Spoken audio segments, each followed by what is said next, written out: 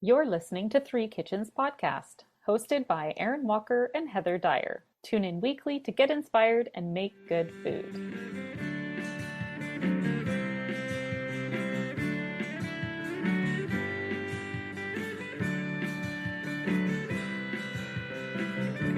Monday recordings are fun. Okay, welcome everyone. Here we are again, Three Kitchens Podcast. Welcome to this week's episode. I am your host, Heather Dyer, and I'm here with my co-host, Erin Walker. Hello. She's waving. Hello. I'm waving because that's what I do. I go for all the visuals when I'm doing an audio podcast.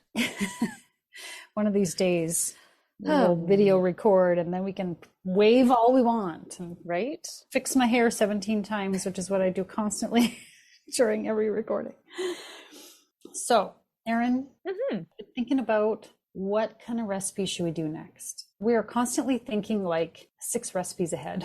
I don't know about you, but I've got you probably have a list. I have a Pinterest board. You don't. Is it all in your head? I think it all floats around up in the cloud. The cloud that is your brain? The cloud that is my brain. The scary place. Well, I have a Pinterest board. Yeah, very creatively called podcast ideas. And it goes, I never delete anything out of it. So I'll like pin a bunch of stuff. And then when I actually go, I'm like, okay, where's that recipe? Scroll. Because it's already like months ago that I was thinking about doing it. And that is a Bánh Mì Sandwich, which is a Vietnamese sub. We usually call that around here, a Vietnamese sub. And I decided to finally do it because one day, recently I was at the store and the pork tenderloin was on sale and I got a big package of it. Ooh, really nice looking pork tenderloin. And so I split them out, put them in my freezer, and I'm like, oh, what am I going to do with this? Vietnamese subs, because we love them. Why wouldn't we want to make them? You love them. Have you not eaten one? Is this what you're about to tell me? I have eaten them before, and they always have a very large amount cilantro on them. I will not put cilantro on your Vietnamese sub. Okay. I promise. Then I'll eat it, because anytime I've had it, it has been spoiled by the presence of cilantro. Because as you know, when you go to eat out, it's not like they're changing their gloves when they touch the cilantro and touch your... I see. I'm very anti-cilantro. I can't even walk by it in the grocery store and smell it, or I'm like, I gag. I can't take the smell, the taste. It's all bad for me. So I'm looking forward to trying this then and not being turned off. Okay, so the way I'll do it is make yours first. The cilantro will not even come out of the fridge, will not be anywhere near it. Okay. Package it all up. Here's my rider. If I'm going to eat your sub, here's what princess. You do. Nope, it's totally understandable. Put your tiara on. Excellent. And I will cater to your severe dislike of cilantro. Anyone else listening who hates cilantro, you can also just leave it out. It's totally fine. All right. So I believe I've had banh mi with chicken, beef, pork. I think there's even a cold cuts version that we've had. This one, I'm gonna go with the pork because I found the pork. But I think you could probably adjust this. Maybe you've got some chicken breast or chicken thigh would probably be good, right? Oh, yeah. Just adjust it if you prefer that. But we're going with the pork, and I have no idea if this is like the traditional one or whatever. Not worrying about that. Okay, you have a toasty, crusty baguette. Okay. A whole bunch of stuff in there like chili mayo, marinated pork, pickled vegetables, fresh cucumbers, jalapeños, and typically cilantro, but in this case, you will not have that. So it's fresh veggies, marinated grilled pork, all piled into a big crusty baguette. Does that sound good? I like this now. Now I see why people want to eat this. Yeah, without the thing you don't like. Okay, let's see what goes in the marinade. Shallots, lemongrass, fish sauce, oyster sauce, lime juice, maple syrup, brown sugar, fresh ginger, garlic, sesame oil, an Asian chili sauce like sriracha or something similar, and Chinese 5-spice and ground coriander. Ooh. This all sounds good, right? Weren't we just talking about how much we love grinding the coriander? I love it. It's my favorite. The smell of it when you fresh grind it up. Oh, and it's like satisfying because they got those little round pods and you just pop them and then the smell. Yeah. Oh, I love it. It's what is that called? ASMR. It's a whole experience. I could just watch people do it and still enjoy it. Oh, what does that stand for? ASMR. Autonomous sensory meridian response.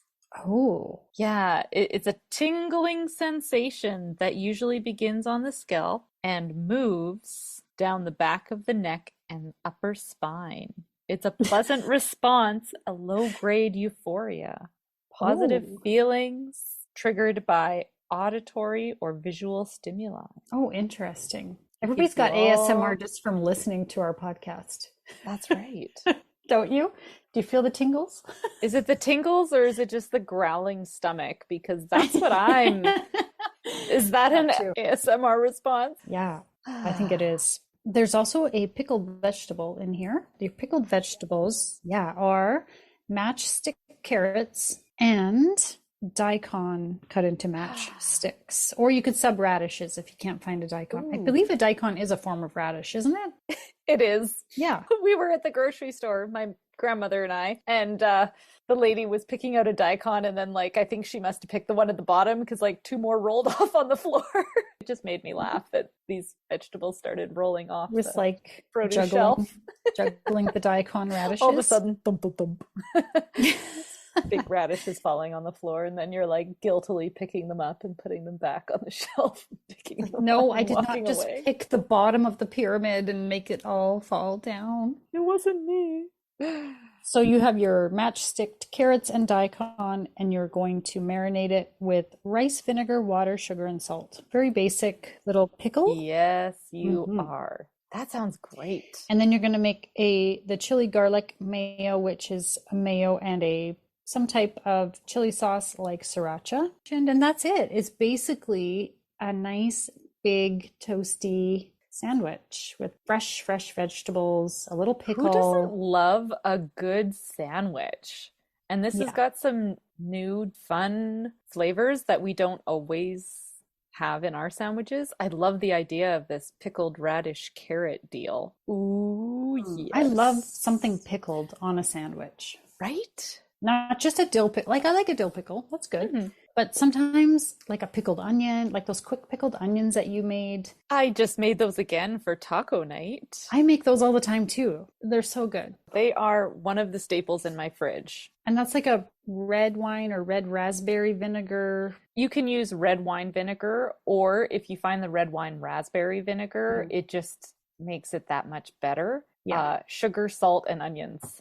And it takes 30 minutes on your counter, and you can serve it and make it. So good. And if you make a little extra, they can sit in your fridge, and then you can go to your fridge with a fork and just scoop them out and eat them. Oh, they're so good. I'm not a big fan of a raw onion. No.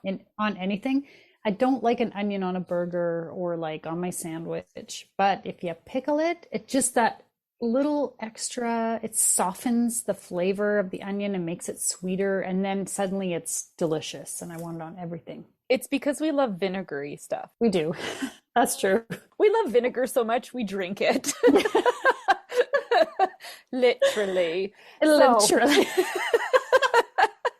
called a shrub. If you're unfamiliar, it's a drinking vinegar called a shrub. We're not just drinking it out of the bottle. It is made for drinking. We're not just sitting there with the apple cider vinegar. Ooh, one for you, one for me. Some people say you should. They do. Some people say it's healthy. I don't know. I tried it once. I took a teaspoon of apple cider vinegar and just about died. It's so horrible. And yet I will mix that with fruit. Oh, but it in my fridge for 4 days, and then I want to drink it. So I don't know. It's a weird thing. Yeah. I'm sure it's science. I can't tell you what the science is, but it's the science of I like it. A lot of food science is just somehow somebody tried it, it worked, it tasted good. Let's just make it and not question why it works. I'm pretty sure a lot of food science is I got lazy and forgot about this or oops, that went wrong, but it turned out great. Yeah. All right, so stay tuned. This is one of those super easy kind of recipes. We're making a sandwich. Taking the time to make a good sandwich, that is an art. This will just take a little forethought. You can plan it for, tomorrow's lunch. Do it. Can't wait. Hi, listener. If you love sandwiches as much as we love sandwiches, we've got some other episodes for you to listen to. Go to threekitchenspodcast.com to the episodes page and type sandwich in the search bar. You'll see a Middle Eastern sandwich with eggplant and spicy mango sauce and all kinds of good stuff in it. You'll find a Korean fried chicken and bacon jam sandwich that is to die for. Or how about a roti john sandwich, which is an omelet sandwich popular in Singapore and Malaysia. These are all fantastic. And as you're scrolling, you'll even find sandwich cookies if sweet is more your thing. Enjoy them all. And now, back to the show. All right, well, let's then talk about banh mi sandwiches so you can get back to the kitchen. Yeah. Yeah, let's do it. Okay. Hurry up. I need to get back into my... Hurry up. Hurry up. And get going. Yeah. All right. So I bought a big package when it was on sale, and there were like 4 tenderloins in it. Oh, nice. Into the freezer. And so I don't remember exactly, but you want a decent sized piece. Do the tenderloins of a pork really vary that much in size? They always seem pretty consistent to me, so. Yeah, I think so. They look roughly the same size. I don't know. I didn't weigh it. I would say, yeah. And what you're going to do first is, let's start with the marinade and get it ready to go for the meat. So we've got 2 shallots peeled and just rough chopped, or a small white onion is probably going to work too. Go with what you got, I always say. Mm-hmm. 1/4 cup of lemongrass from, the white inner parts of the lemongrass. Yes. I just used 4 stalks because one of them was a little skinny. I used like 4 stalks. I didn't really measure it out. Just kind of chop them in small enough pieces that they'll fit into your blender because you're going to blend all this. Oh, okay. That makes sense. And I used the big, taller cup of my Ninja blender. So I just made sure that I could toss all those into there. 1/3 cup of fish sauce, 3 tablespoons of oyster sauce, 3 tablespoons of lime juice, and 3 tablespoons of maple syrup, 2 tablespoons of brown sugar, 5 cloves of garlic peeled. Just toss them in there. A tablespoon of sesame oil, tablespoon of vegetable or canola oil. I think I actually used olive because that's what I had as olive oil. A tablespoon of a chili sauce like sriracha, which is what I used. Teaspoon each of coriander and Chinese 5 spice. I ground my coriander with my mortar and pestle, and I didn't measure it. I'm like, a teaspoon? Sure. Looks good. I love that stuff, so I just toss it in there. Oh, yeah. And then it has ginger, fresh ginger. So it says here in the recipe, 1-inch ginger peeled. Yeah. How do you feel about the way that ginger is listed in recipes like this? I feel like that's more specific than the thumb of ginger that I'm usually getting. You're right. That is worse. Because I'm like, well, my thumb or like someone else's thumb? Like, right. Well, what if my ginger root is bigger around and it doesn't like... Or does like a thumb mean like an entire branch? Is that like a name that we just don't commonly know? Like, well, ginger kind of looks like fingers. Am I supposed to take like one of them? But what if it's a big knob as opposed to a little one? Yeah. When it goes to measuring it, I tend to just go with that looks good. See, I would have preferred if it was like a certain number of tablespoons of minced or grated ginger, right? So here I am, I'm like, 1 inch of ginger. Sure. Well, it would also be easy to weigh it. Yes, that's true. Right? I mean, a lot of us, if we're cooking, we've got scales in our kitchen. Let's start a I have the beef with the ginger too, Heather. I know. I was like, because in the end, I'm only saying this now because in the end I felt like it was a little heavy on the ginger. And I think when I post this recipe, I will adjust it to a better measurement. I'm going to write a better measurement in our recipe, everybody. So if you're thinking I'm going to write an inch or a thumb, forget it. Even though I like fresh ginger, I felt it was a little heavy. And I think my 1 inch was a bit too much. Right. So there, you're going to just whiz that up in your food processor. It doesn't need to be, or your blender, it doesn't need to be like super fine. This is your marinade. You're going to be taking your meat back out of it. Okay. Okay, the pork, before you put it in the marinade, you're not just putting a chunk of tenderloin in the marinade. You're slicing it. So your tenderloin is kind of long. Cut it in half in the middle in the equator. Then slice it into long pieces. So slice it lengthwise. Oh, okay. Into thin strips. And it might help to have it a little bit frozen when you cut that, just depending how good you are and how sharp your knife is at, I find that's a really easy way to handle cutting meat, is having it like partially frozen. Yeah, like even if you put it in for an hour and just firm it up a little bit. Yeah. So cut it as thin kind of as you can. And then the thicker ones, put it under a piece of plastic or whatever you do and pound it down a little bit. If some pieces are a little bit thicker. Okay. You want them thin in your sandwich. Okay. That's before you put it in the marinade. But put that into like a dish, cover it up, pop it in your fridge. You're going to cook it tomorrow. Same thing with the pickled vegetables. So you've got approximately a cup of matchstick carrots and a cup of matchstick cut daikon or regular radishes, which is what I ended up having to use because the daikon at my grocery store felt so soft. I was like, it's not crunchy. Like, this is not going to be a nice pickle. And so big that I was like, well, then what am I going to do with this huge, soft radish? I just grabbed a bunch of nice red radishes. Hey, that works. Yeah, and you do a half cup rice vinegar, half cup water, 2 tablespoons of sugar, and a teaspoon of salt. Pretty basic, quick pickle. Heat the liquid and the sugar and salt on the stove in a little pot so that you dissolve all that sugar. Okay, yeah. And then pour it over your vegetables, cover it up, put that in the fridge too. So that's good for the next day. Then when you're going to make your sandwiches, you need the bread that you're going to make your sandwich out of. So I had French baguette, a little too hard to eat in my opinion, but I mean, that's what was recommended. I think I'd look for a different type of bun maybe. Yeah, I was wondering if like a sub bun would have been better because biting through that bun was a little too was effort. I know. Yeah. An English cucumber thinly sliced lengthwise. I use a vegetable peeler and just peel it into strips. 4 to 6 jalapeños thinly sliced. Leave the seeds, I'd say. Did you put a jalapeno in there? Yes. Oh. Didn't even notice them? Maybe you need more. Honestly, usually jalapenos I don't like, but I didn't even notice really. I was like, oh, this has a little bit of spice in the marinade maybe. Oh, interesting. It totally hit in there. Okay. Yeah, and I left the seeds, so you might have had a little heat from the seeds. Yeah. Oh, yum. Then, of course, fresh cilantro if you like it. Erin did not have any cilantro touching her sandwich or anywhere near it. That's right. And then this recipe has something called Maggi seasoning. Oh. Which it told me how to make it, so I just made it. Oh, no way. Okay, I want to know. I want to get into this.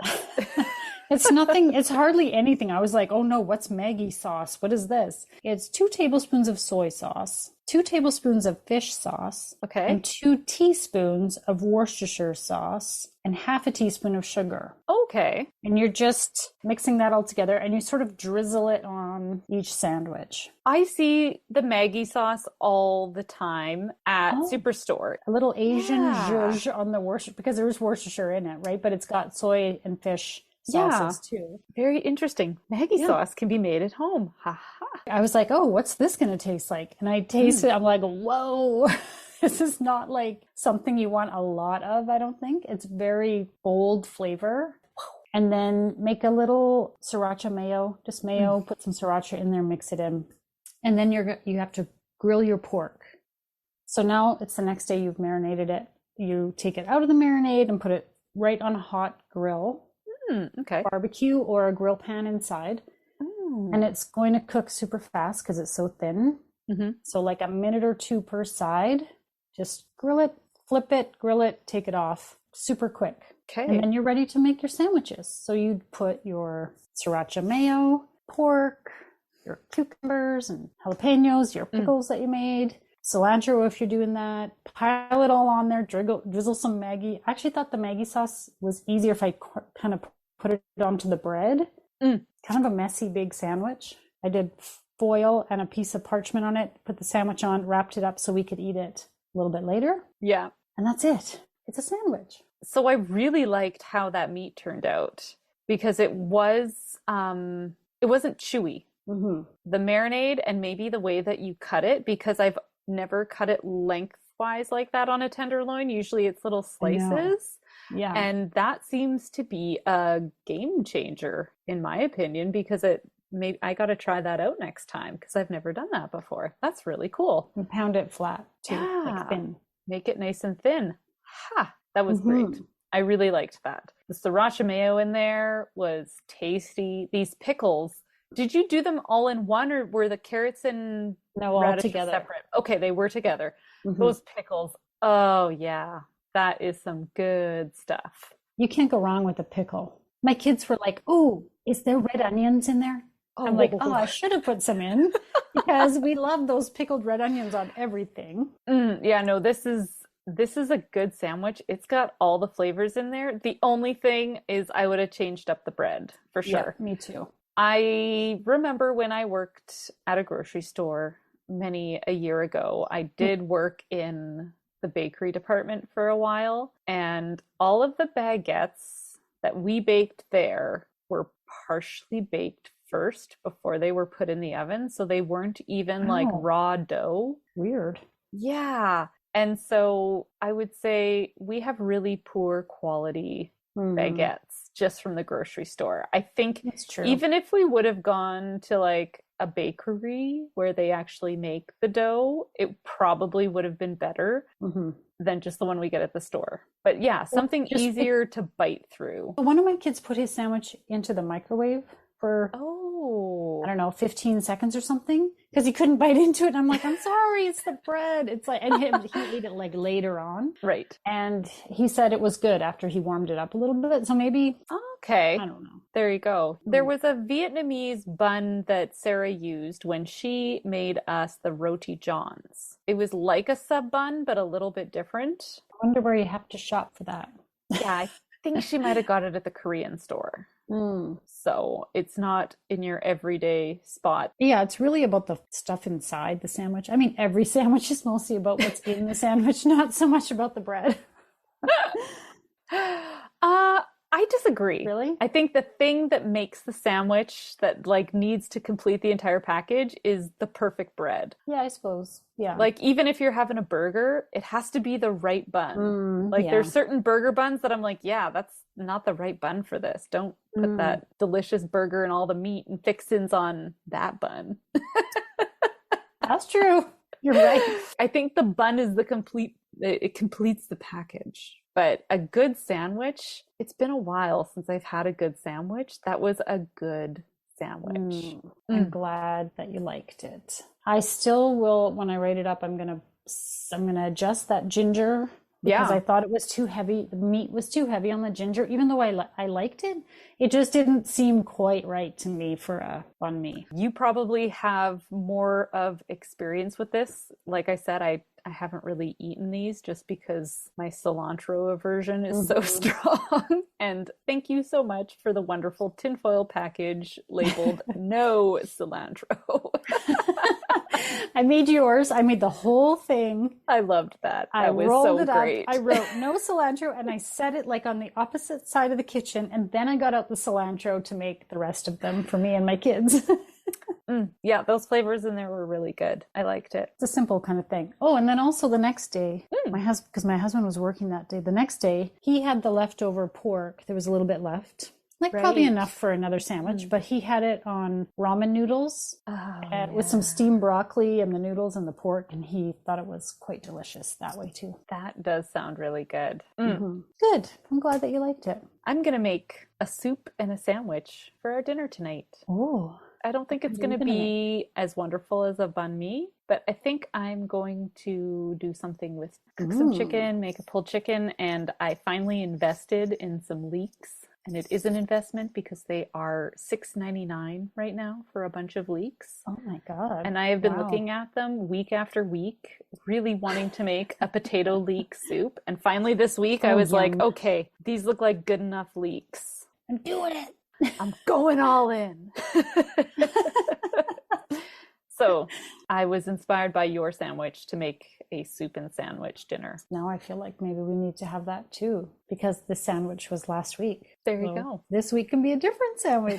I like me a good sandwich. Perfect weather for it. Very good idea. I like this one. This is going to go into my recipe book for sure. I think you could also put that pork in the marinade, pop it in the freezer, save it for later. And then when you are like pressed for time and you're like, oh, I didn't really plan dinner, pull that out. It'll probably thaw quite quickly because it's thin slices of meat. I would think you wouldn't need like as long as a whole tenderloin. Yeah. And it's been marinating and it's delicious. And all you got to do is just grill it up real quick and you can put it in a sandwich or with rice on a rice bowl or like. Absolutely. I like those types of meals too, where you can chop up all the fixins or have them all ready to go when we're all at different places and eating at different times. I can kind of put the spread out and say, when you're ready, grab this, make it, eat it, and I know that the family has been fed. Or if you're going to the hockey rink, as you do. Don't talk to me like I'm a hockey mom, Put it all in Heather. Your container here.